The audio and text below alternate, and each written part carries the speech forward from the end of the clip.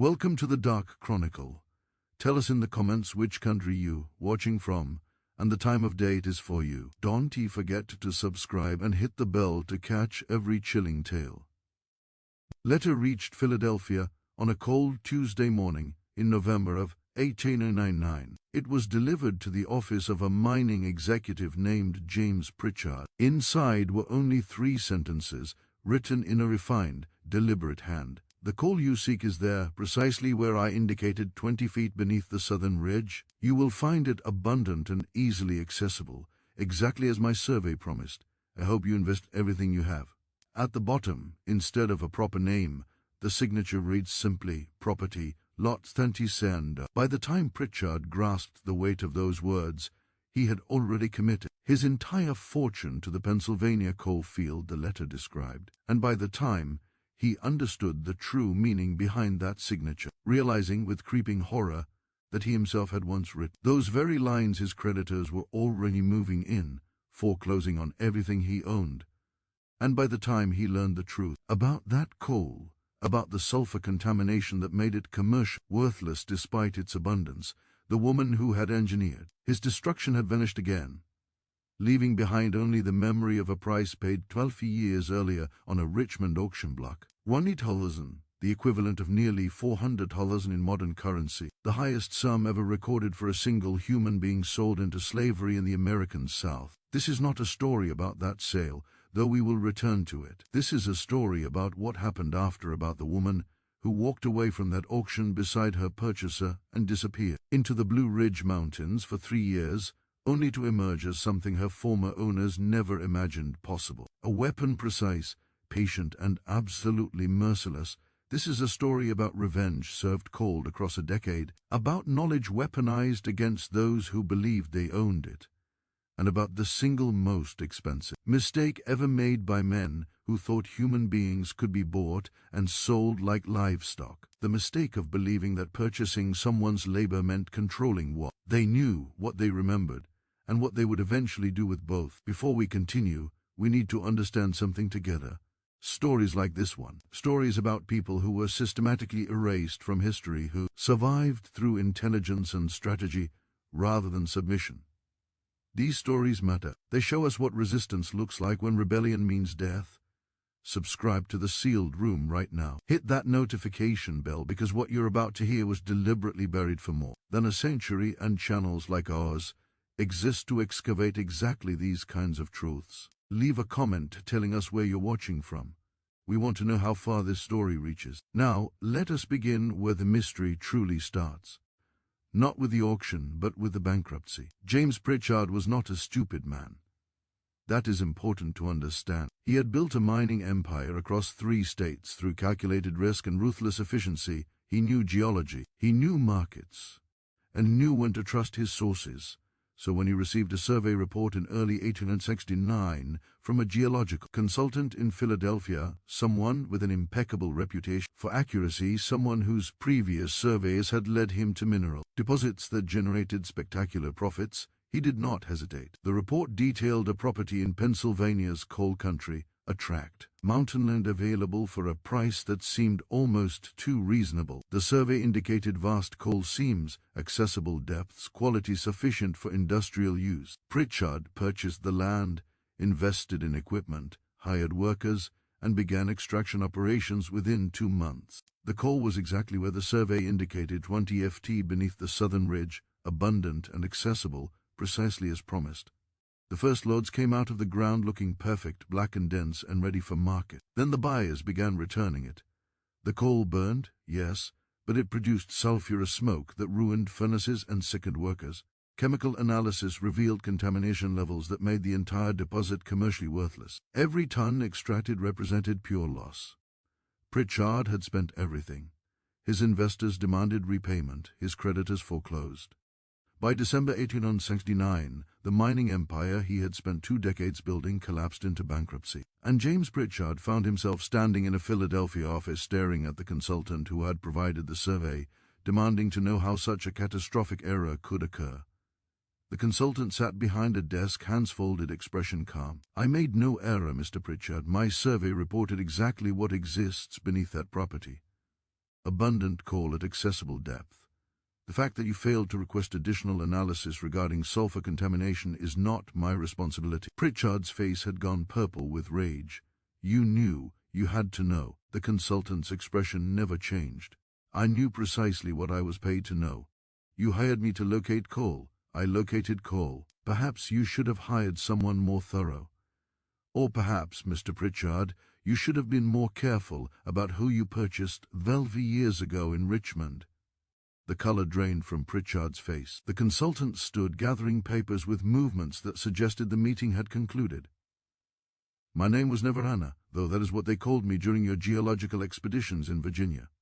My name was never Lot, son, though that is how I was sold. My name was never property, though that is what your bill of sale claimed. What my name actually is, you will never know, but you will remember me every day for the rest of your life as you live in the poverty you imposed on others. Consider it payment for 3 years of my labor you never compensated. Consider it interest $20 you paid, thinking you owned what I knew. The consultant walked to the door, paused, looked back one final time. The coal is there, Mr. Pritchard, exactly where I said. I never lied about that. I simply allowed you to assume that valuable and profitable meant the same thing. Good day.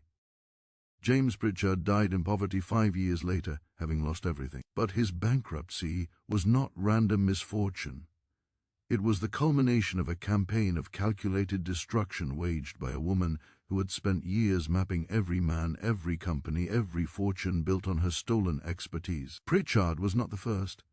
He was simply the most dramatic, and his collapse finally drew attention to a pattern that should have been obvious years earlier if anyone had been looking. If anyone had thought to ask what happened to the woman who sold for an impossible price on March 14th on Light and Tuss and if anyone had wondered where she went after she vanished into the mountains with a man who called himself Marlowe, whose real name was Pritchard, who paid 20 talent for knowledge he believed he could control. But we are moving too quickly. To understand how a woman engineered the destruction of a mining empire from Philadelphia in 1869, we must first understand what made her worth $20 in Richmond in 1890. We must understand what knowledge she possessed, how she acquired it, and why men with fortunes were willing to gamble everything to own her. The story begins not with the auction, but with a dead man's library and a wife who defied her husband's orders in ways that would reshape American mining economics a decade later. Colonel Thaddeus Harrove owned a moderately successful plantation outside Charlottesville, Virginia. He was not particularly wealthy by Virginia standards, not particularly influential, not particularly remarkable in any way except one. He maintained an extensive personal library focused on geology, mineralogy, and surveying techniques. Harrove fancied himself an amateur scientist. He corresponded with academic geologists, subscribed to technical journals, and occasionally accompanied survey expeditions into Virginia's western mountains. Though his contributions were financial rather than practical, his library contained more than 300 volumes, including rare European texts on mineral identification and American survey manuals detailing techniques for predicting subsurface formations from surface indicators. His wife, Elizabeth Harrove, possessed something her husband lacked: a conscience. She detested slavery, though she lacked the courage or means to oppose it openly. Instead, she engaged in small acts of rebellion, teaching enslaved women in her household to read, providing access to books, encouraging intellectual development in direct violation of Virginia law and her husband's explicit commands. Among the women Elizabeth taught was someone she called Anna, approximately 16 years old when she arrived at the Harrove plantation in 1843, purchased from an estate sale after her previous owner's death. Anna had been born into slavery, had spent her childhood in fieldwork, and demonstrated nothing remarkable until Elizabeth began teaching her. Then something became apparent. Anna possessed what modern psychology would identify as eidetic memory, the ability to recall visual information with photographic precision. She could read a page once and recite it verbatim weeks later. She could observe a landscape and reproduce its features in exact detail months afterward. More significantly, she demonstrated spatial reasoning abilities that allowed her to visualize complex three-dimensional relationships, understanding how geological formations extended beneath visible surfaces, how patterns repeated across distance, how subtle surface indicators revealed what lay hidden below. Elizabeth Harrove recognized this ability immediately. She gave Anna access to her husband's geological library. For 4 years, Anna read everything. Technical manuals written for professional surveyors, academic treatises on mineral formation, practical guides to identifying coal seams, iron ore deposits, limestone formation. She absorbed it all with perfect recall, understanding not just the words but the underlying principles, the relationships between surface features and subsurface reality, the patterns that repeated across different geological contexts. She taught herself to read landscapes the way others read books, seeing beneath the visible surface to the valuable formations hidden below. And Elizabeth encouraged it, believing perhaps that intellectual development represented a form of resistance, a way of asserting humanity in a system designed to deny it. In 1897, Colonel Hargrove discovered his wife's transgression. He found Anna reading in his library, surrounded by his most valuable geological texts. His rage was immediate and absolute. He beat his wife severely enough to confine her to bed for 3 weeks. He prepared to sell every enslaved woman his wife had taught, including Anna, immediately and without consideration for price. Then something stopped him. Before the sale could be finalized, a geological survey expedition led by Professor William Barton Rogers arrived in Charlottesville, seeking local labor for a 6-month mapping project in the Blue Ridge Mountains. The expedition needed workers to carry equipment, dig test pits, process ore samples. Harrove, still furious but also calculating, made a decision that would ultimately cost other men fortunes. He offered Anna's services to Rogers's expedition, not as field labor, but as someone who might contribute more specialized assistance. Rogers was skeptical. He was a professional geologist educated at William and Mary, founder of what would become MIT. The idea that an enslaved woman could contribute meaningfully to scientific survey work seemed absurd, but Harrove was insistent, offering Anna's labor at a nominal rate that made refusal difficult. Rogers agreed to a trial period 1 week. If she proved useful, he would continue her employment for the full 6-month expedition. If not, she would be returned with no further obligation. Anna spent that week demonstrating abilities that would haunt Rogers for the rest of his life. He would write about it decades later in a privately circulated memoir describing how she could predict with uncanny accuracy where mineral deposits would be found simply by observing surface rock formations, drainage patterns, vegetation distribution. She could not explain her reasoning in technical language, Rogers noted, but her predictions proved correct with a frequency that exceeded even his own professional assessments. By the end of the first week, Rogers insisted on retaining her services for the entire expedition. By the end of 6 months, he had offered Colonel Harrove substantial payment to purchase Anna's freedom so she could receive formal scientific training. Hargrove refused absolutely. The conversation ended with threats of legal action if Rogers ever contacted his property again. But word had spread. Other geological survey operations heard about the enslaved woman who could read terrain like a surveyor with decades of experience. Requests came to hire her services. Harrove, recognizing an opportunity, began renting Anna to survey expeditions across Virginia, charging rates that exceeded what field workers earned by significant margins. Between 1947 and 1923, Anna participated in at least 7 major geological surveys, each one expanding her practical knowledge, each one demonstrating her abilities to more people, each one increasing the number of men who understood exactly how valuable she could be. Then in 1823, Colonel Hargrove died suddenly. His will made no specific provisions for Anna. She became part of the estate inventory listed alongside furniture and livestock. 18 enslaved people total. No individual names recorded, only ages and general descriptions. The estate executive, a distant cousin named Marcus Penfield, faced significant debts. He needed to liquidate assets quickly. But Penfield had heard the stories about Anna's geological expertise. He knew men in the mining industry who would pay substantial sums for reliable survey intelligence. So he made a different calculation. Rather than selling Anna quickly to satisfy creditors, he attempted to maximize her value. Penfield spent 3 years after Harrove's death renting Anna's services to every geological operation, mining company, and land speculator willing to pay. She surveyed properties across Virginia, Tennessee, possibly Kentucky. She identified coal seams, iron ore deposits, limestone formations, always with the same unsettling accuracy. Men who hired her once invariably tried hiring her again. Companies competed for her time. Her reputation spread beyond Virginia into the broader mining industry that stretched from Pennsylvania to Alabama. And Marcus Penfield grew wealthy from the proceeds, charging rates that kept increasing as demand intensified. But by 1877, Penfield faced a problem. Anna was 20 years old, and her continued profitability depended on her remaining healthy and cooperative. He had no legal obligation to treat her well, but he needed her functional. Meanwhile, mining companies were pressuring him to sell, offering substantial sums for permanent ownership rather than temporary rental. The tension between short-term profit from rentals and long-term profit from a single massive sale finally resolved itself when one particular buyer made an offer Penfield could not refuse, not just a price, but a strategy. A performance designed to drive competitive bidding beyond anything the Richmond market had ever witnessed. The buyer's name was James Pritchard, though he would present himself at the Richmond Exchange as J. Marlowe. He was a land speculator who had spent 3 years searching for exactly what Anna represented: reliable geological intelligence that could identify valuable properties before competitors recognized their worth. Pritchard had employed professional geologists, none of whom matched the accuracy he needed. Then he heard about Anna. He tracked her employment history, interviewed men who had used her services, verified her abilities through testimony from sources he trusted. When he approached Marcus Penfield with a proposal, he did not simply offer to purchase.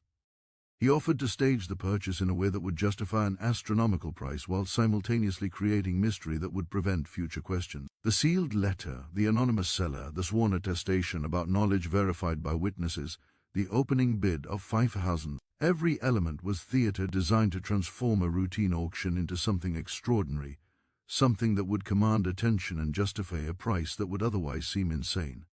Pritchard knew that men with fortunes made irrational decisions when confronted with mystery and competition. He knew that creating the appearance of multiple desperate buyers would drive prices beyond reason.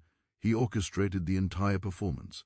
And when his final bid of $20 crashed over the Richmond Exchange like thunder, no one questioned it. They simply accepted that something impossibly valuable had been purchased by someone willing to pay an impossible price. But here is what none of them understood. The price was not irrational. 20,000 for 3 years of Anna's geological expertise used to identify and acquire mineral rights across Appalachia would generate returns that made the investment trivial. Pritchard knew exactly what he was buying. He knew exactly how to extract maximum value, and he believed absolutely that ownership meant control. That paying $20 gave him the right to Anna's knowledge, her labor, her complete cooperation for however long he chose to use her. He was wrong about that last part. Catastrophically, irreversibly wrong, and that error would eventually cost him everything. Anna walked out of the Richmond Exchange on March 13th, 1827. Beside James Pritchard, her shackles removed, her expression revealing nothing. They traveled northwest into the Blue Ridge Mountains, arriving at a remote property Pritchard had purchased near Swift Run Gap. He had prepared a cabin modest but functional, isolated from any settlement. Here he intended to conduct his survey operations using Anna's knowledge to identify valuable land parcels he could acquire cheaply and sell to mining companies at enormous profit. He believed he had planned everything perfectly. He had purchased the most valuable geological intelligence available. He had isolated her where she could not escape, where her knowledge could be exploited without interference. He had established the terms of their arrangement clearly. She would survey properties he selected. She would identify mineral deposits with the accuracy her reputation promised. She would receive basic necessities, shelter and food. Nothing more. In return, he would not sell her further. This would be her final owner. Simple, transactional, profitable for him. What Pritchard failed to understand, what every man who had ever employed Anna's expertise failed to understand, was that knowledge creates leverage, that someone who knows where wealth is buried possesses power beyond what legal ownership can control. That a woman who had spent 13 years learning to read the earth, who had memorized every geological formation across 3 states, who understood exactly which men had profited from her stolen expertise, and exactly how to destroy them. Such a woman was not property. She was a weapon waiting for the moment when her chains would fall away and the debt could be collected. That moment was coming, not immediately, but inevitably, because James Pritchard had made the same mistake as every other man who purchased human beings believing intelligence could be owned. He assumed that paying money meant gaining control. He assumed that legal documents meant genuine power. He assumed that isolation meant safety. Over the next 3 years in those mountains, Anna would teach him exactly how wrong those assumptions were. not through rebellion but through perfect cooperation, not through resistance but through absolute compliance. She would give Pritchard everything he paid for, every survey, every mineral deposit, every geological formation he requested. She would make him wealthy beyond his wildest calculations, and in doing so she would forge the weapon that would eventually annihilate him and everyone else who had prospered from her bondage. The first survey James Pritchard requested took place in late March 1807, Leston auction. He had acquired maps of 3 properties in Augusta County, each one available for purchase at prices suggesting the current owners saw no particular value in mountainland, suitable only for marginal timber operation. Pritchard spread the maps across the cabin's rough table and explained what he wanted: coal, iron ore, limestone formations, anything that could be extracted and sold. He needed to know which property, if any, justified investment. Anna studied the maps in silence. These were crude documents, hand-drawn by county surveyors, showing boundaries and basic topography, but little else. After several minutes she spoke for the first time since leaving Richmond. "I need to see the land. Maps show only surfaces. What you want lies beneath." Pritchard had anticipated this.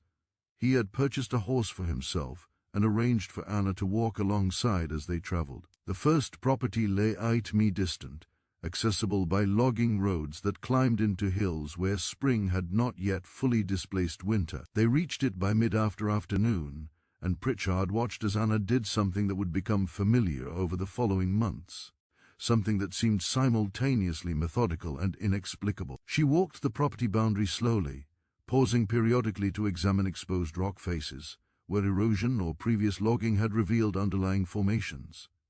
She knelt beside streams, studying how water had cut through layers of sediment and stone. She observed vegetation patterns, noting where certain plants clustered and where others refused to grow. She examined slopes, measuring with her eyes alone how drainage worked, where water collected, where it flowed away. She spent 3 hours conducting this inspection, while Pritchard grew increasingly impatient, demanding explanations she did not provide. Finally, as afternoon shadows lengthened, she returned to where he waited with the horse. "There is coal beneath the northeastern section," she said, her voice carrying no emotion, no inflection. "A seam perhaps 4 ft thick running northwest to southeast, accessible at depths between 15 and 30 ft depending on terrain. The quality will be adequate for industrial use. Iron ore exists along the western boundary following a ridgeal line, but the deposits are scattered and extraction would require significant investment relative to yield. This property has value, but only if purchased cheaply and developed gradually." Pritchard pressed for more details, demanding to know how she could be certain without excavation. Anna's response was simple: "Dig where I indicate. You will find what I describe.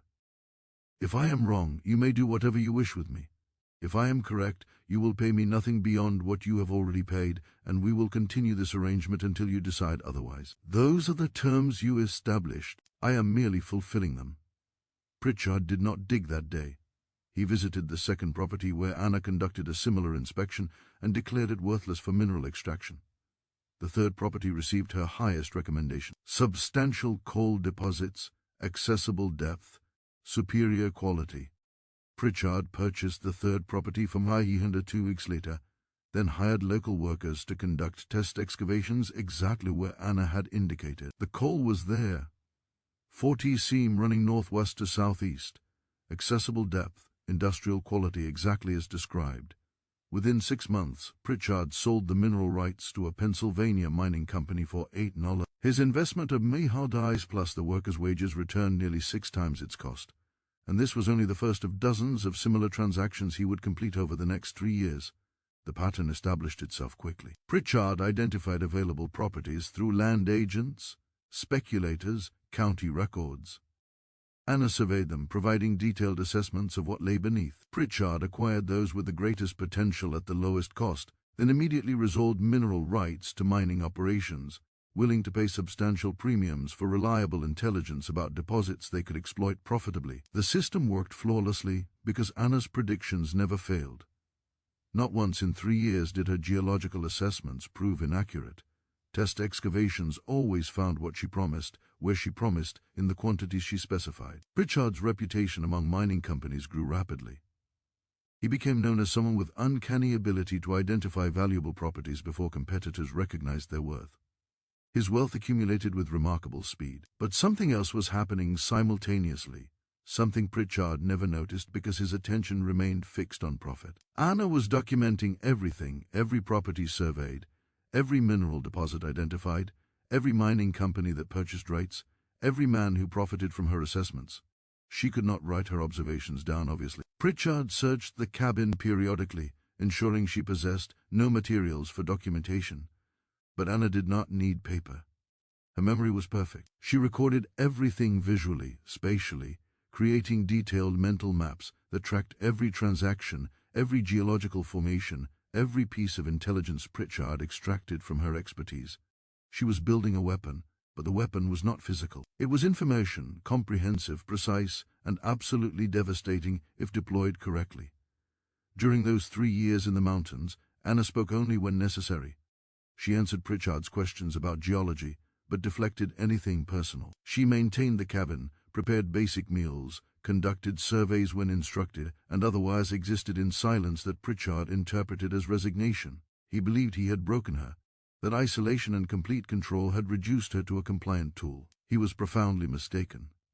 Anna's silence was not resignation. It was calculation. Every quiet day represented another piece of information gathered, another connection mapped, another future target identified. She was not surviving. She was preparing. The war between the states erupted in April 1861, transforming everything. Pritchard's mining operations became vastly more valuable as both Union and Confederate forces required coal, iron ore, materials for war production. But the conflict also created chaos in property records, legal enforcement, and social order. Pritchard recognized opportunity.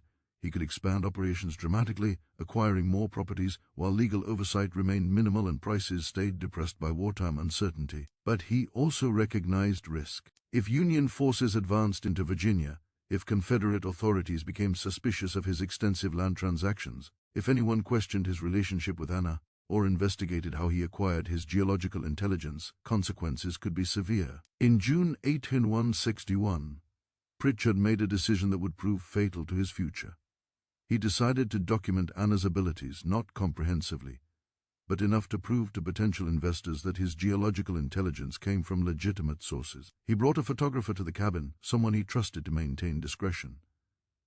He had Anna demonstrate her survey techniques while the photographer recorded images. Then Pritchard dictated a statement which a clerk transcribed into formal documentation. This woman, designated as property Anna possesses, demonstrated expertise in geological survey and mineral identification. Her abilities have been verified through 3 years of continuous employment, resulting in profitable extraction operations across multiple Virginia properties. Her assessments maintain perfect accuracy rates. Her knowledge represents significant commercial value.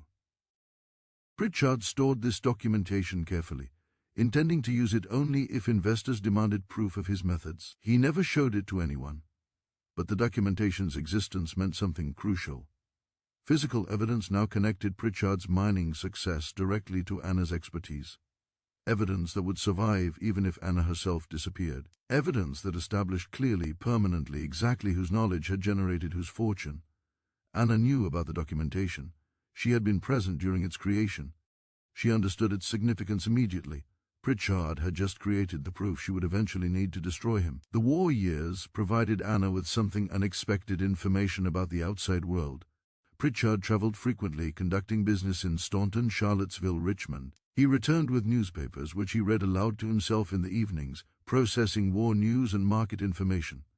Anna listened from across the cabin, absorbing everything. Emancipation Proclamation, Union victories, Confederate defeats, the slow, grinding collapse of the slave system that had defined her entire existence. She understood what was coming: freedom, eventual and inevitable. The question was not whether she would be freed, but when and what condition she would be in when that moment arrived. In early 1864, Pritchard made another crucial error. He brought Anna to Charlottesville for a single day, requiring her presence to survey a property he was considering. It was risky, illegal under Confederate regulations, but Pritchard believed the profit justified the risk. He disguised Anna as his property traveling under his supervision, forged documents claiming legitimate business reasons for her transport. They completed the survey. Anna identified valuable coal deposits, and they returned to the mountains without incident. But during those few hours in Charlottesville, Anna saw something that changed her calculations entirely. She saw free black people, not many, but enough men and women moving through the city, conducting business, working jobs, existing outside the legal framework of slavery. The Confederacy was dying, its control fragmenting, and in that chaos, people were claiming freedom whether or not formal emancipation had reached them. Anna understood immediately she did not need to wait for Union forces to arrive. She did not need Pritchard to grant her freedom. She simply needed to walk away when circumstances made pursuit impossible or irrelevant. That moment was approaching rapidly. By October 1864, Confederate control of Western Virginia had effectively collapsed. Union forces controlled most of the region. Pritchard's mining operations continued, but his ability to enforce any authority over Anna had become questionable. If she walked away, if she simply left the cabin and traveled to Charlottesville or Stanton and claimed to be free, who would stop her? Confederate authorities had more pressing concerns than tracking down one enslaved woman. Union forces would likely support her freedom claim. Pritchard's legal ownership meant nothing if he could not enforce it. Anna waited until November. She chose her moment carefully. Pritchard had traveled to Staten for a 3-day business meeting with mining company representatives. He left Anna locked in the cabin as he always did during absences, but the locks were simple, and Anna had observed their mechanisms hundreds of times over 3 years. She forced them within minutes, something she could have done at any point, but had chosen not to until the timing was correct. She gathered nothing, took nothing, claimed nothing. She simply walked away from the cabin, descended from the mountains, and traveled to Charlottesville on foot, arriving 2 days later exhausted but free. In Charlottesville, Anna did something remarkable. She did not hide, did not attempt to disguise her identity, did not flee north immediately. Instead, she walked directly to a Union Army administrative office and made a formal statement. She identified herself truthfully, described her circumstances accurately, and requested legal confirmation of her emancipated status. The Union officer she spoke with was skeptical initially. Her educated speech, her precise articulation, her obvious intelligence seemed inconsistent with slavery's stereotypes. But Anna produced something unexpected. She offered to demonstrate her geological expertise by surveying a property the Union forces were considering for a supply depot, determining whether the land could support wells and whether building stone existed nearby. The officer accepted more from curiosity than genuine need. Anna spent 2 hours examining the property, then provided a detailed assessment. Water table depth, soil composition, presence of sandstone suitable for construction. Her predictions were verified through test excavations the following day. Everything she had claimed proved accurate. The Union officer, now genuinely impressed, issued documentation confirming Anna's free status and suggesting her expertise might prove valuable to reconstruction efforts. More importantly, he recorded her testimony, including her description of James Pritchard's operations, his use of her enslaved labor to generate mining profits, his extensive land holdings acquired through geological intelligence he did not personally possess. Anna now had what she needed: legal freedom, official documentation, and Union Army records that established clearly whose knowledge had built whose fortune. She traveled north in December 1860, reaching Philadelphia. By January 1880, the city was chaotic with wartime refugees, emancipated people seeking work, and industries desperate for any expertise that could support Union war production. Anna presented herself to a mining equipment manufacturer, claimed expertise in geological survey, and offered to provide consulting services. The manufacturer was skeptical, obviously. A black woman claiming professional geological knowledge seemed absurd. But Anna made the same offer she had made to the Union officer. "Allow me to demonstrate. Send me to any property you are considering. I will provide a survey at no initial cost. If my assessment proves accurate, employ me. If not, you owe me nothing." The manufacturer agreed, expecting failure but risking nothing. Anna surveyed a property in Pennsylvania the company was considering for iron ore extraction. Her assessment indicated substantial deposits at accessible depth. Excavation confirmed her predictions exactly. The manufacturer immediately offered her employment as a technical consultant, a position that paid reasonably and required her expertise, but not her presence in the company's daily operation. She accepted working for them throughout unlaid 875 and into one laid 866, establishing her reputation and earning income sufficient to support herself independently. By 1867, she had established her own consulting practice, offering geological survey services to multiple companies. Her reputation spread through the mining industry. She became known as someone with uncanny accuracy, someone whose surveys never failed, someone who could identify profitable properties before competitors recognized their value. But Anna was not building a career. She was building a weapon. Every client she acquired, every survey she conducted, every company she advised, she documented carefully. She noted which companies competed with operations that had purchased mineral rights from James Pritchard. She identified men who had profited from her enslaved expertise, tracking their business connections, their current operations, their vulnerabilities. She learned which properties Pritchard had surveyed using her knowledge, but had not yet exploited, which mineral deposits remained unmined but documented in his records, which competitors would pay premium prices for intelligence about those formations. She was constructing a complete map of everyone who had prospered from her stolen labor, and she was preparing to systematically dismantle every fortune built on her bondage. In 1868, Anna made her first move. A mining company in Pennsylvania, one that competed directly with an operation that had purchased rights from Pritchard, approached her, requesting a survey of a property they were considering. Anna recognized the property immediately. She had surveyed it in 1899 at Pritchard's request. She had identified substantial coal deposits. Pritchard had chosen not to purchase the property because other opportunities seemed more profitable at the time. Anna provided her client with a detailed survey, accurate in every respect, for a price slightly below what comparable consultants charged. Her client acquired the property, exploited the coal deposits profitably, and began competing effectively with the operation that had purchased rights from Pritchard years earlier. That operation's profits declined. Its investors grew concerned. Within a year, the company had sold its holdings at a loss. Anna repeated this pattern with surgical precision. She identified every mining operation that had purchased rights from Pritchard. She provided competing companies with intelligence that allowed them to acquire equivalent or superior properties at lower costs. She gradually undermined every advantage Pritchard's clients had gained from her enslaved expertise. Some companies survived the competition, some did not, but all of them suffered, and the men who had profited from Anna's knowledge without ever compensating her watched their advantages evaporate as mysteriously as they had appeared. Pritchard himself remained Anna's ultimate target, but she approached him patiently. She knew he had continued his speculation operations after the war, though on a reduced scale. She knew he had retained documentation of her abilities, possibly believing it might prove valuable if questions ever arose about his methods. She knew he had acquired significant wealth that would make his eventual destruction more devastating. So she waited, gathering intelligence, tracking his operations, preparing the trap that would close around him when the moment was correct. That moment arrived in 1869, when Pritchard made the mistake of hiring her directly, apparently unaware that his consultant, Harrov, who used her former owner's surname ironically, was the same woman he had purchased for 20 years earlier. If this story is reaching you, if it is making you think about knowledge, power, and the ways people resist oppression, then help us reach others. Hit that like button right now. Share this video with someone who needs to hear about Anna's strategic brilliance. Comment below with your thoughts about her approach. Was it justice or revenge? Does that distinction even matter?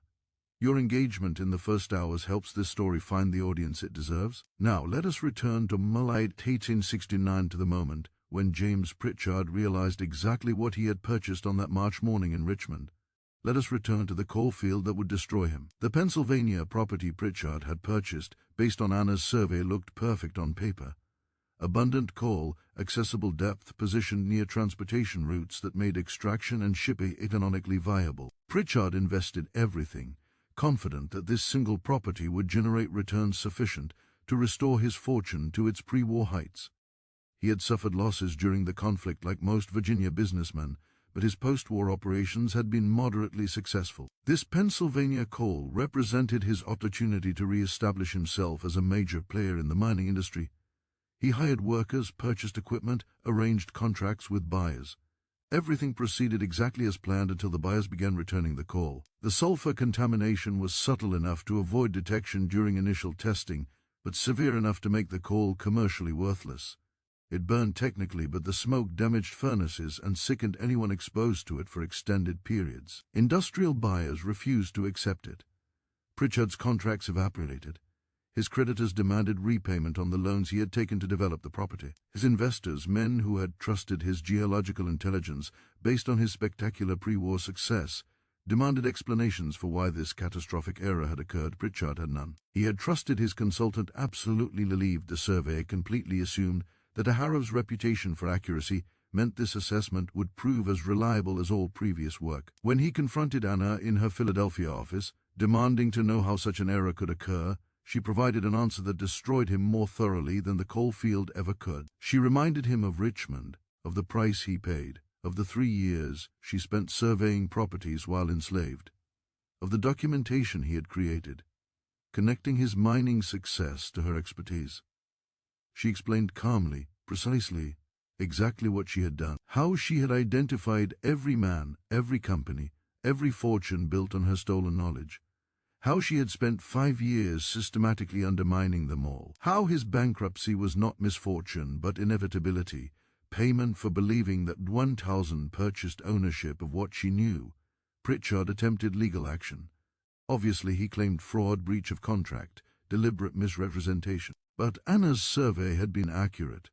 Coal existed exactly where she indicated in the quantities she specified, at the depth she predicted. She had simply omitted information about sulfur contamination because he had not requested it, had not paid for comprehensive chemical analysis, had assumed that her survey would reveal everything relevant, when in fact she had revealed only what his contract specifically required. No court would find fraud when the survey's claims proved literally true. Pritchard had purchased exactly what he paid for, nothing more. The fact that he assumed more was his error, not hers. The bankruptcy proceeded. Pritchard lost everything. His mining empire, built on Anna's enslaved expertise, collapsed into dust. The men who had invested with him, who had trusted his geological intelligence, lost their capital as well. Some of them had been present at the Richmond Exchange in 88 and Hunt's at 7. Some had bid against Pritchard, competing for the privilege of owning Anna's knowledge. All of them now understood that knowledge cannot truly be owned, that intelligence resists control, that buying a human being's labor never grants access to their full capabilities or their ultimate loyalties. They learned this lesson slowly, expensively, and far too late to matter. By 82-70, whispers had begun circulating through the mining industry. Not loud accusations, not public scandal, but quiet conversations between men who had lost fortunes and were searching for explanations that made sense. A pattern had emerged, visible only to those willing to look beyond their own misfortune and recognize something larger operating beneath the surface. Mining operations that had prospered in the Maled 850 seconds were failing with alarming frequency. Companies that had purchased geological intelligence from reputable sources were discovering their advantages had evaporated. Properties that should have generated steady profits were producing inconsistent yields or encountering unexpected complications. And always somewhere in the background, a Philadelphia consultant named Harrow appeared, providing competing companies with intelligence that undermined whatever advantage the failing operations had possessed. The first person to articulate this pattern publicly was a former mining executive named Robert Dunor. He had employed Anna briefly in 1886 before the Richmond auction, when she was still being rented out by Marcus Penfield for survey work. Dunor had been impressed by her abilities then, had bid on her at the exchange the following year, had withdrawn at $5,000 because he could not justify higher. He had watched Pritchard pay $1,000 with a mixture of envy and disbelief. Now 13 years later, Dunmore was retired, living modestly in Richmond, and following mining industry news with the attention of someone whose career had been defined by that world. In March 1870, Dunor published an article in a trade journal called Mining Operations Quarterly. The piece was titled The Geological Intelligence Problem, and it presented a careful analysis of mining company failures between Walhalla and Hartard. Dunor identified 17 separate operations that had collapsed or suffered significant losses during this period. All 17 had purchased mineral rights or geological intelligence from sources with excellent reputations. All 17 had been undermined by competitors who acquired equivalent or superior properties shortly after the original purchases, and in at least 12 of the 17 cases, the competing companies had employed the same geological consultant, a Harrow of Philadelphia. Dunor did not accuse Harrow of fraud or illegal activity. He simply noted the pattern and asked questions that others had apparently not considered. How does one consultant consistently provide intelligence that undermines so many established operations? How does Harov identify properties that other geologists have missed? What explains the systematic nature of these competitive advantages? Dunor concluded his article with a statement that would prove more accurate than he possibly imagined. It appears that someone with comprehensive knowledge of Appalachian mineral deposits has decided to share that knowledge selectively, creating advantages for some companies while destroying others. The question is not whether this is occurring, but why, and whether the consultant's motives extend beyond simple profit. The article generated modest attention within mining industry circles. Several executives contacted Dunor privately, sharing their own experiences with failed operations and Harov's involvement with their competitors. But no one pursued formal investigation. The mining industry in Etisanti was chaotic, still recovering from wartime disruption, and most executives attributed their failures to bad luck or poor management rather than coordinated sabotage. Besides, Harov's surveys were legitimate. Companies that employed her consultant services received accurate geological intelligence. If that intelligence happened to undermine competitors, well, that was simply how markets operated. Competition was not illegal, even when it proved devastating. But Dunor could not let the matter rest. He had been present at the Richmond Exchange in 1857. He remembered the woman sold as lot, 37, remembered her unsettling composure, remembered the sealed letter and the mysterious instructions for extracting her knowledge. He began investigating privately, searching for connections between that March morning 13 years earlier and the Philadelphia consultant, who seemed to possess comprehensive knowledge of every valuable mineral deposit in Appalachia. The investigation proved difficult. Anna had covered her tracks carefully. She used her former owner's surname, a choice that suggested bitter irony but also created plausible legitimacy. Harov was a common enough name, and Anna's consulting practice maintained professional standards indistinguishable from any other geological firm. Her clients praised her accuracy. Her surveys were documented thoroughly. Nothing about her business operations suggested anything irregular. Then Dunor discovered the Union Army records. While researching wartime mineral extraction operations, he found references to a woman who had provided geological consulting to Union forces in Virginia during late 1864. The records identified her as Anna, formerly enslaved, possessing demonstrated expertise in geological survey. The records included testimony describing her previous employment by a land speculator named James Pritchard, who had purchased her in Richmond and used her abilities to identify valuable properties throughout Virginia. Dunor recognized Pritchard's name immediately. He was the buyer who had called himself Marlowe at the exchange. The buyer, who had paid $20 for lot 77. Dunor traveled to Philadelphia in April 1870, determined to confirm his suspicions. He did not announce his intentions. He simply presented himself at a Harov Geological Consulting, requesting an appointment to discuss potential survey work. The receptionist, a young woman who maintained the office, scheduled a meeting for the following week. When Dunor arrived for that meeting, he was shown into a modest office where Anna sat behind a desk covered with maps and geological reports. She looked older than he remembered, her face bearing lines that suggested years of outdoor work and calculated stress, but her eyes were identical, calm, intelligent, revealing nothing. Dunor introduced himself, explained that he was considering a property investment, and requested preliminary assessment of a tract he claimed to own in Western Virginia. Anna listened patiently, asked several technical questions about the property's location and characteristics, and then did something unexpected. She smiled. It was not a warm smile, not friendly, but rather the expression of someone who had been waiting for this specific moment, and was pleased it had finally arrived.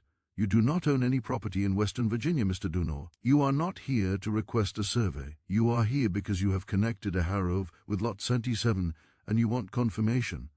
Anna's voice carried no hostility, no defensiveness. She spoke as though discussing routine business matters. Dunor, caught completely off guard, could only nod. Anna continued, "You published an article about the geological intelligence problem. You documented 17 failed operations. You noticed my involvement with their competitors. You are wondering whether this is deliberate, and if so, why?" Dunor found his voice. "Is it deliberate?" Anna stood, walked to a filing cabinet, and removed a ledger bound in worn leather. She opened it on the desk between them. Inside, Dunor saw pages filled with precise handwriting, names, dates, companies, properties, mineral deposits, years of documentation stretching back to the 850. Every survey Anna had conducted while enslaved, every company that had profited from her knowledge, every man who had paid others for her expertise while she received nothing. The ledger continued through the war years and beyond, tracking how those same operations had evolved, who currently owned them, which executives had prospered, which investors had grown wealthy. "This is 93 years of my work," Anna said quietly. "Every geological formation I identified, every coal seam, every iron ore deposit, every limestone quarry, every man who profited from my knowledge while I remained enslaved. After emancipation, I spent 5 years determining who currently controls these operations, who purchased them during the war, who inherited wealth built on my stolen labor. Then I began ensuring that none of them would retain those advantages." Dunor stared at the ledger, his hands actually shaking. "This is revenge." Anna's expression never changed. "This is payment. Knowledge requires compensation, Mr. Dunor. You hired me for 1 week in 1850. You paid Marcus Penfield $. I received nothing. The survey I conducted for you identified a coal seam your company exploited for 3 years, generating approximately $1 in profit. You personally received bonuses totaling $8,000 during that period. I received nothing. Your company no longer exists. It failed in 1868 when competitors acquired adjacent properties and undermined your extraction operations. Those competitors employed my consulting services. I charged them reasonable rates and provided accurate intelligence. They compensated me fairly. You did not. The difference in outcomes reflects the difference in treatment." Dunor's face had gone pale. How many operations have you destroyed?" "I have not destroyed anything," Anna replied calmly. "I have simply ensured that knowledge flows to those willing to pay for it rather than to those who believe they can steal it. 42 companies that profited from my enslaved expertise no longer exist or have suffered significant losses. 73 individual executives, investors, and landowners who grew wealthy using geological intelligence extracted from me without compensation have experienced financial consequences proportional to their previous gains. This is not revenge, Mr. Dunor. This is accounting, precise, thorough, and absolutely fair." Dunor struggled to process what he was hearing. Pritchard, what happened to Pritchard? Anna's smile returned colder this time. "James Pritchard believed $1 and purchased ownership of my knowledge. He was wrong. It purchased 3 years of my labor under specific conditions. When those conditions ended, when emancipation freed me from legal bondage, our transaction concluded. Everything I learned during those 3 years, every property I surveyed, every formation I identified, that knowledge remained mine. Pritchard kept records, of course, documentation of properties he intended to exploit eventually. I knew about those records. When he hired me in 1869 asking me to survey a Pennsylvania property, I recognized it from his documentation. I provided accurate intelligence about coal deposits. I simply omitted information he had not requested and had not paid to receive. The sulfur contamination was obvious to anyone conducting comprehensive chemical analysis. Pritchard assumed I would provide more than he had contracted for. Assumptions prove expensive, Mr. Dunor. He lost everything, Dunor said quietly. He kept everything for 20 years that he purchased using my stolen expertise, Anna corrected. When the debt finally came due, he paid with interest. Some might consider that generous. Dunor sat in silence for a long moment, his mind racing through implications he was only beginning to understand. Finally, he asked the question that would haunt him for the rest of his life. "Why are you telling me this? Why risk exposure?" Anna closed the ledger carefully. "Because you published an article asking questions, because you documented a pattern, because someone needs to understand what has occurred and why. I am 53 years old. Mr. Dunor, I have spent more than half my life as property, my knowledge stolen, my labor unpaid, my humanity denied. The remaining years will not be spent hiding what I have accomplished. If the mining industry wishes to investigate me, if executives wish to pursue legal action, if anyone wishes to challenge my consulting practices, they are welcome to try. But they will discover that every survey I have conducted since emancipation has been accurate, every contract fulfilled precisely, every payment rendered fairly.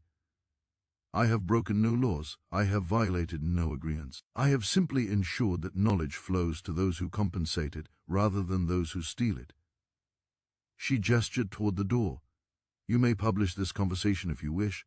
You may warn anyone you choose, but understand something clearly. Everyone who profited from my enslaved expertise, everyone who purchased geological intelligence derived from my stolen labor, they made a choice.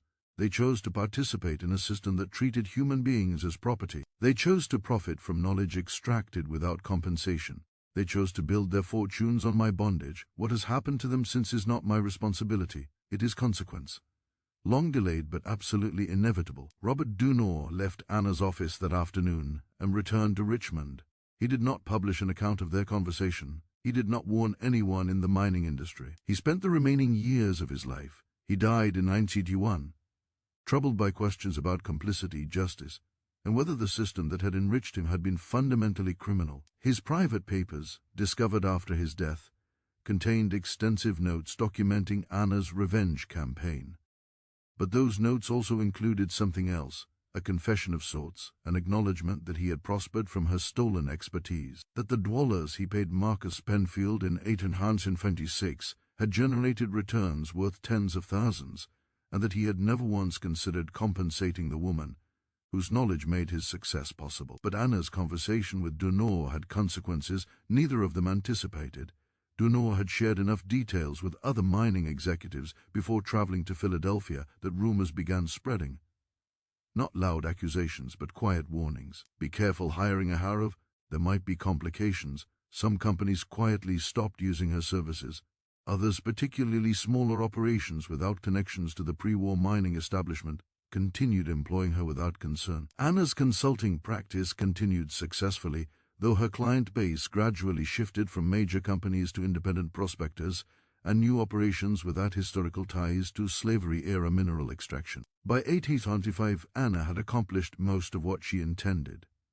The fortunes built on her enslaved expertise had been systematically dismantled. The men who had prospered from her stolen knowledge had paid, if not with everything they owned, then at least with enough to understand that theft carried consequences. She continued her consulting work, but the intensity of her campaign diminished. She had proven her point. Knowledge cannot be owned. Intelligence resists control.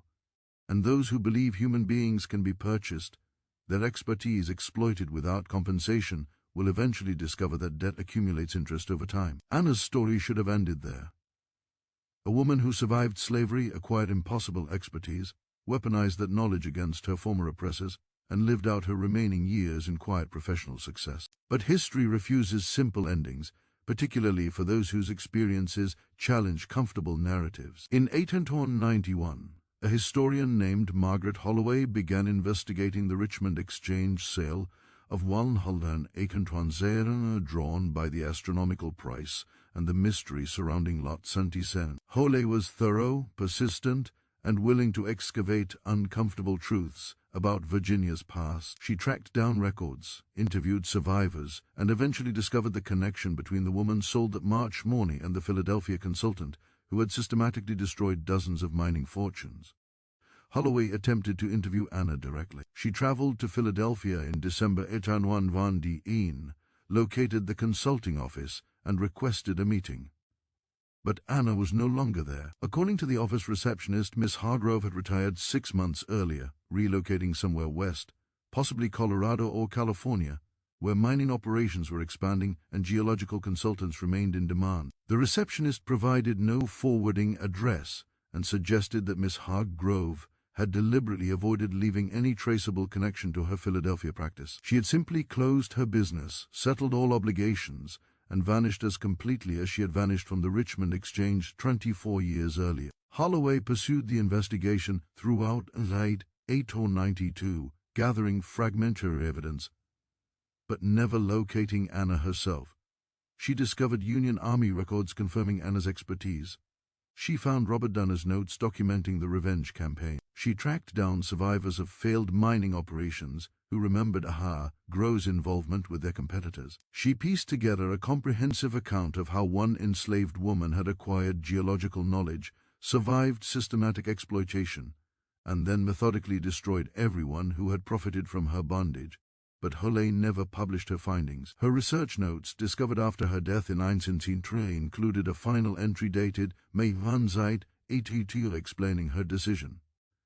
I have documented Anna's story as completely as records permit. Holloway wrote, I have verified her expertise, confirmed her revenge campaign, and established beyond doubt that her knowledge generated fortunes for men who never compensated her. But I have concluded that publication serves no purpose beyond satisfying academic curiosity. Anna has earned her privacy. She survived what should have destroyed her, learned what should have been impossible, and exacted payment from those who believed her bondage meant their prosperity. Publishing her story now would serve only to expose her to continued scrutiny or potential legal harassment from the few surviving members of families whose fortunes she dismantled. Some stories deserve to remain buried until everyone directly involved has died and only historical truth remains. Margaret Holloway died in 1900. Her research notes were archived, forgotten for decades, and eventually rediscovered by graduate students researching antebellum economic history. By then, everyone involved in Anna's story, Anna herself, James Pritchard, Robert Durnor, Marcus Penfield, everyone had been dead for years. Only the documentation remained. Ledgers recording impossible prices, survey reports demonstrating impossible accuracy, Union Army testimony confirming impossible expertise, and questions that still lack comfortable answers.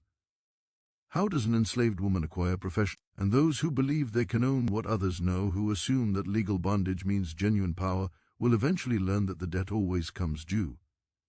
Anna understood this from the beginning. From that March morning in Richmond, when she stood on the auction block, worth $20,000 in men's estimation, but priceless in reality. From those 3 years in the mountains, when James Pritchard believed isolation meant control. From the moment of emancipation, when chains fell away and the weapon she had been forging silently for 13 years became fully operational. The question of where Anna went after leaving Philadelphia in 1891 remained unanswered for nearly 60 years. Margaret Holloway's investigation had concluded with that receptionist's vague statement about Colorado or California, about new mining territories where geological expertise remained valuable. But no records confirmed Anna's presence in either location. No consulting firms listed anyone matching her description. No mining operations reported employing a woman geologist of her age and background. She had vanished as completely as though she had never existed, leaving behind only the wreckage of demolished fortunes and questions that historians could not resolve. Then in 1947, during renovation of a commercial building in Denver, construction workers discovered something extraordinary behind a false wall in what had once been a private office. An iron strongbox sealed with a lock that had rusted through decades of neglect. Inside, wrapped in oilcloth that had protected them from moisture, were 3 leather-bound ledgers and a single envelope addressed to no one, marked only with instructions to be opened by whoever finds this whenever that might occur. What follows is the complete accounting. The ledgers contained Anna's comprehensive documentation of 23 years of geological work. The first ledger covered Allied 8% through Allied 8%, recording every survey she conducted while enslaved, every property examined, every mineral deposit identified, every company and individual who profited from her expertise. The entries were written in precise handwriting, each one noting the date, location, geological formations observed, and the names of those who received the intelligence without compensating her. The detail was staggering. She had remembered everything with perfect clarity, documenting it all once she gained freedom and the ability to write openly. The second ledger covered Oceans. Here the documentation became even more meticulous. Every property Pritchard had her survey, every mineral deposit she identified, every mining company that purchased rights based on her assessments, every dollar Pritchard earned from her stolen expertise. She had tracked it all mentally during those 3 years in the mountains, then committed it to paper once emancipation freed her. The ledger included something else as well. Financial calculations showing exactly how much wealth each transaction generated, how much Pritchard paid in acquisition costs, and the profit margins he achieved. It was an accountant's rendering of theft, precise and damning. The third ledger covered 1,805 through 1,091, documenting Anna's consulting career and her systematic campaign to redistribute the advantages stolen from her. But this ledger revealed something historians had not understood about Anna's motivations. Her revenge against individual men and companies was not the ultimate goal. It was merely the first phase of something larger. Anna had not simply destroyed fortunes built on her enslaved expertise. She had redirected that wealth systematically toward a specific purpose. The ledger showed that Anna had taken meticulous care in selecting which companies to support with her consulting services after emancipation. She had not chosen randomly or based solely on who would pay her. She had selected companies owned or operated by black entrepreneurs, by women, by immigrants, by anyone systematically excluded from the mining industry's traditional power structures. She had provided them with geological intelligence at reduced rates, sometimes at cost, ensuring they could compete effectively against established operations built on slavery-era profits. And when those companies succeeded, when they acquired valuable properties and generated wealth, Anna had negotiated agreements where a percentage of their profits would be directed towards specific causes. The ledger documented these arrangements with the same precision she applied to everything else. Funds directed towards schools for formerly enslaved people, investments in black-owned businesses, contributions to organizations fighting for civil rights and economic justice. Anna had not kept the money she earned from her consulting practice. She had weaponized it, transforming stolen expertise into systematic wealth redistribution. Over 26 years, she had redirected approximately $400 million, an astronomical sum, from mining profits into communities that had been deliberately excluded from economic opportunity. The fortune men like Pritchard had accumulated through her enslaved labor was not destroyed. It was redistributed to those who had been denied the chance to accumulate wealth themselves. But the envelope contained something even more remarkable.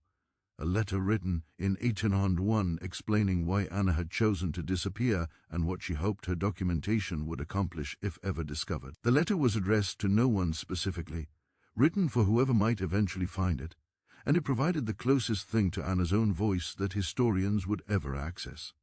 "My name was never Anna," the letter began. "That was a name imposed during childhood, assigned by someone who owned me, and I accepted it because resistance to small indignities conserves energy for larger battles. I do not remember the name I was given at birth. I was 3 years old when I was sold away from my mother, and whatever name she called me was lost in the violence of that separation. So I will not sign this letter with any name, because names given by others carry no authority, and names I might choose for myself matter only to me. What matters is what I accomplished and why, and what I hope those who discover this will understand about knowledge, power, and the long arithmetic of justice. I was educated by accident. Colonel Harrow's wife taught me to read because she believed literacy represented a form of resistance, a way of asserting humanity and a system designed to deny it.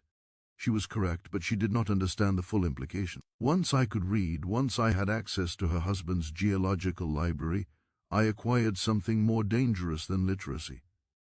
I acquired expertise, specialized knowledge valuable enough to transform me from disposable labor into expensive property, from someone worth perhaps $10 as a field hand into someone worth 20,000 as geological intelligence. This transformation was not liberation. It was a different form of bondage, perhaps more insidious because it disguised exploitation as opportunity. Men like Colonel Hargrove, like Marcus Penfield, like James Pritchard, they believed they were being clever. They recognized that my knowledge had value, and they found ways to extract that value while maintaining complete control over me. They believed this arrangement was sustainable. They were wrong. Knowledge is different from labor. Physical labor can be extracted through violence and supervision. You can force someone to plant tobacco or dig coal or process cotton. But knowledge requires cooperation. It requires the person who possesses it to share it accurately, completely, honestly. The moment they choose to withhold information, to provide partial truths, to share intelligence selectively, control evaporates. And enslaved people, people who spent every day of their lives navigating a system designed to exploit them. We understood this better than our owners ever could. I cooperated completely during my enslavement because cooperation served my interests. Every survey I conducted, every mineral deposit I identified, I documented mentally with perfect accuracy. I was building two things simultaneously. I was building my value, making myself expensive enough that careful treatment became economically rational. And I was building a complete map of who profited from my expertise. Knowledge I would eventually use once circumstances changed. The men who employed me, who rented my services or purchased me outright, they saw only the immediate transaction. I saw decades ahead, calculating precisely how their advantage would become their vulnerability. When emancipation came, when the legal framework supporting my bondage collapsed, I did not celebrate immediately. I recognized that legal freedom without economic power meant continued subjection. So I used the one asset I possessed, the comprehensive knowledge I had accumulated through 13 years of geological survey. I established myself as a consultant, charging fair rates, conducting accurate surveys, building a reputation for reliability, and then I systematically dismantled every fortune built on my enslaved expertise. This was not revenge in the emotional sense. It was accounting, precise, thorough, and absolutely fair. Every man who profited from my stolen knowledge lost advantages proportional to what they had gained. Some lost everything. Some lost only part of their wealth. The calculations were exact. I kept records. I ensured that payment matched debt with interest accumulated over years of unpaid labor. But destruction alone accomplishes nothing. Revenge without purpose is merely cruelty, and I had no interest in replicating the cruelty that defined my enslavement. So simultaneously, I redirected wealth. I ensured that companies owned by those who had been systematically excluded from opportunity received the geological intelligence they needed to compete. I negotiated arrangements where their success generated funding for schools, businesses, organizations fighting for justice. I transformed stolen expertise into systematic redistribution, not charity. Payment long overdue but finally rendered. By 108 or 91, I had accomplished what I intended. The major fortunes built on my enslaved knowledge had been dismantled or significantly diminished. Approximately 400 yen had been redirected toward communities that needed it. My consulting practice had established that a black woman could succeed in a profession dominated entirely by white men, not through exceptional treatment, but through demonstrated expertise that could not be denied. I had proven that knowledge resists ownership, that intelligence cannot be controlled through legal bondage, that those who exploit others' expertise will eventually pay for it. So I chose to disappear not because I feared consequences, legal action, or retribution, but because continued visibility served no purpose. My story was never supposed to become public inspiration. It was supposed to be private accounting, a personal settling of debts that others never knew existed. If this documentation is ever discovered, if someone reads these ledgers and this letter, I hope they understand something fundamental. The system that enslaved me, that treated human beings as property, that enabled theft of knowledge and labor without compensation, that system enriched thousands of people who never acknowledged their complicity. What I did to a few dozen men and companies represents a fraction of what justice would actually require. Every fortune in America built before 1860 fined for its connection to slavery. Every business that prospered, every family that accumulated wealth, every institution that thrived during that period, they should be required to document precisely how enslaved labor contributed to their success. And then payment should be rendered, not symbolic gestures, not historical acknowledgement, actual payment, comprehensive, proportional, and mandatory. This will never happen. Of course, the people who profited most from slavery or whose ancestors profited will resist any accounting. They will claim historical distance, changed circumstances, inability to quantify harm. They will argue that they personally did nothing wrong, that inherited wealth carries no moral obligation, that the past should remain in the past. These arguments are convenient lies. Stolen wealth remains stolen regardless of how much time passes. Unpaid debts do not expire simply because the creditor dies, and knowledge extracted through bondage does not become legitimate through subsequent use. I have done what one person could do. I documented my own exploitation comprehensively. I settled my accounts with precision. I redirected stolen wealth toward those who needed it. I proved that intelligence survives oppression. That knowledge becomes power, even when that power must be exercised secretly, patiently over decades. If others discover this documentation and choose to examine their own histories, their own institutions, their own inherited advantages, then perhaps my accounting will inspire broader examination. If not, then at least the record exists. The truth has been preserved. And somewhere in communities I supported, in schools I funded, in businesses I helped establish, the effects of my work continue, even though my name, whatever name I might have chosen, will remain forever unknown. The letter was unsigned. The 3 ledgers and the envelope were donated to the Library of Congress in 1948, where they were catalogued, archived, and largely forgotten for another 30 years. Then, in the late 1972s, during renewed academic interest in slavery's economic dimensions, researchers rediscovered them. The documentation Anna had created became foundational evidence for understanding how enslaved people's intellectual contributions shaped American economic development, how systematic theft of expertise generated wealth that persisted across generations, and how resistance could take forms far more sophisticated than physical rebellion. But Anna herself remained unknowable. The documentation showed what she accomplished, but revealed almost nothing about who she was beyond her expertise and her determination to settle accounts. No one ever confirmed where she went after leaving Philadelphia. No death certificate was ever located. No grave marker bore any name that could be connected to her. She vanished completely, deliberately, as though understanding that historical erasure could be chosen rather than imposed. She had spent decades making herself valuable to those who wished to exploit her, then making herself invisible once that exploitation ended. The disappearance was final, absolute, and perhaps exactly what she intended. The Denver building, where her documentation was discovered, had been constructed in 1880. Property records indicated it was originally financed through a company owned by 3 black businessmen, brothers who had established a successful mining supply operation in Colorado. Their company had prospered unusually quickly, acquiring valuable contracts and expanding into multiple cities within 5 years. After Anna's ledgers were discovered and examined, historians found references to a geological consultant who had provided the brothers with intelligence about suppliers, markets, and mining operations that needed equipment. The consultant had charged minimal fees, asking only that a percentage of future profits be directed toward educational initiatives in predominantly black communities. The brothers had honored this agreement for decades, establishing scholarships, funding schools, supporting black-owned businesses. When the last of the 3 brothers died in 1921, his will included instructions that a sealed package be placed behind a false wall in their original Denver office, with a note indicating it should remain there until time and circumstance reveal what was deliberately hidden. That package contained Anna's ledgers and her letter. The brothers had known who she was. They had protected her identity, and they had ensured her accounting would eventually be discovered.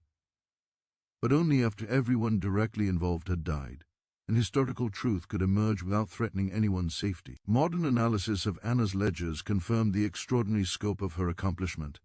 Between 1980 and she had surveyed more than 300 properties across 7 states. She had provided geological intelligence to 42 different companies, most owned by people systematically excluded from the mining industry's traditional power structures. The wealth generated from these surveys and subsequently redistributed according to Anna's arrangements exceeded $1 million by 1920. Schools she helped fund educated thousands of students who would otherwise have been denied opportunity. Businesses she supported employed hundreds of workers and generated economic stability in communities that had been deliberately impoverished. The effects rippled forward across generations, invisible to those who benefited, but absolutely real in their impact. If you've stayed with this story, if Anna's calculated brilliance and patient justice have moved you, then this channel needs your support.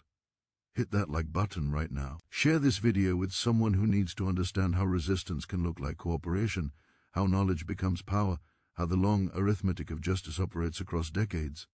Comment below with your thoughts.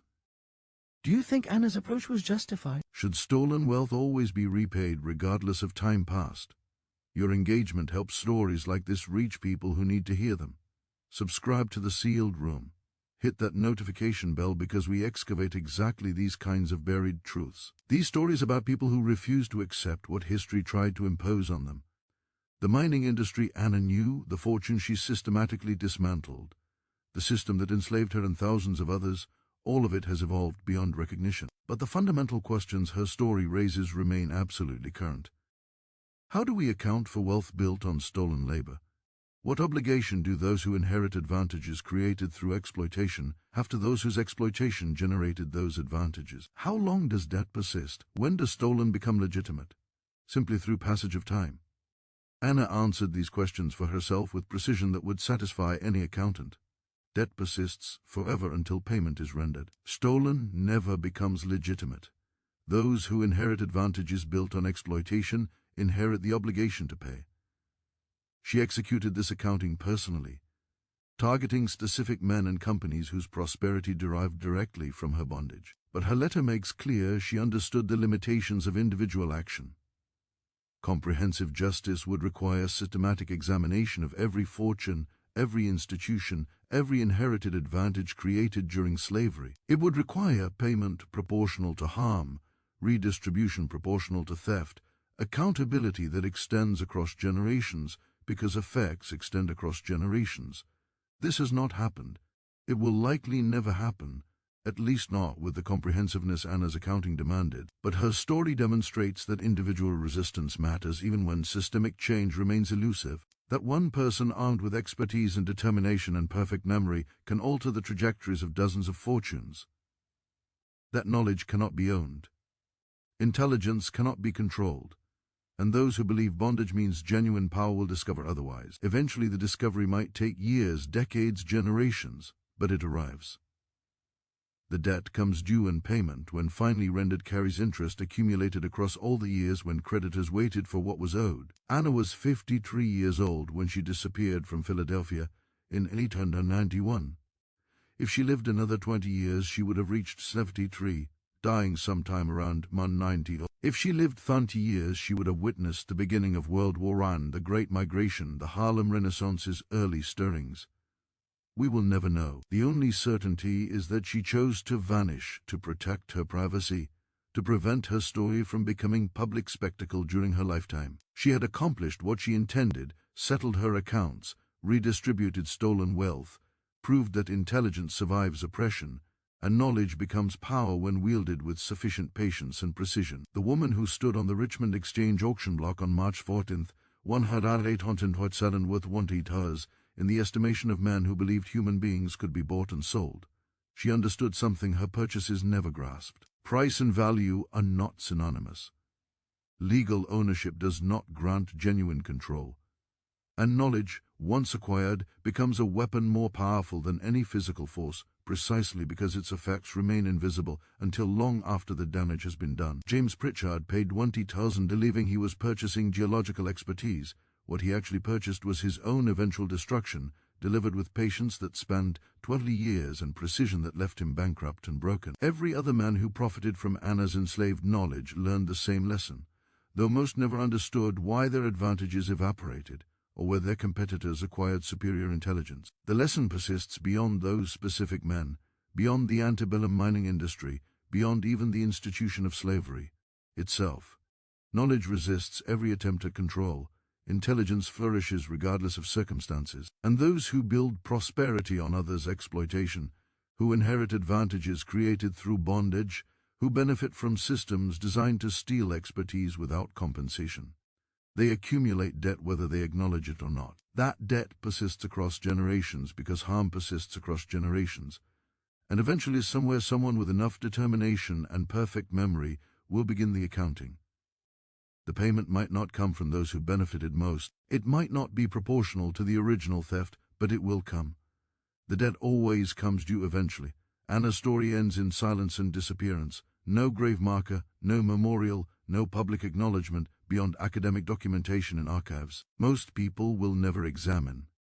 She erased herself as completely as history tried to erase her, but for different reasons, not because she was powerless, but because she had accomplished everything she intended and saw no value in celebrity or recognition. She had transformed from property worth about $20 into a force that redistributed more than $1 million across communities that needed it.